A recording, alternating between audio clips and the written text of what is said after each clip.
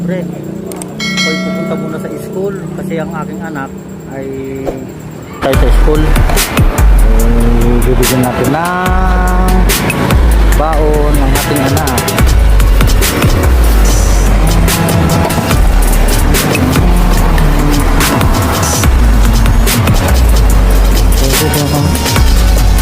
Kaya, hindi ka lang baon.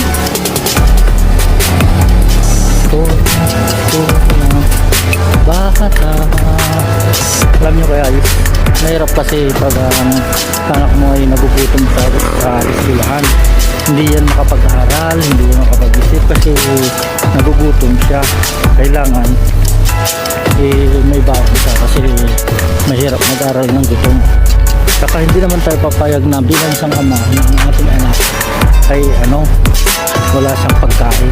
Kaya bibigyan natin ng pagkain. Ganda talaga itong school na to. Maganda.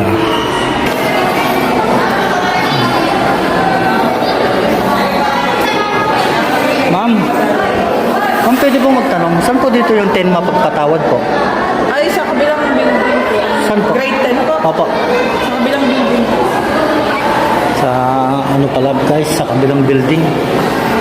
Kabilang building pala yun. Kala ko dito. Hanapin. Guys, nandito na tayo sa school. Parang hindi nila alam yung mga kwarto dito. Kung saan saan na akong tinuro ito ng tinuro. Ay, pagod na ako. Ito. Mel Iverson. Iverson. Wala kasi isang baon.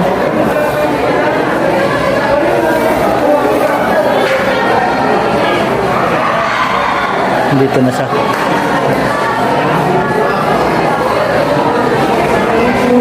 Dito na siya guys.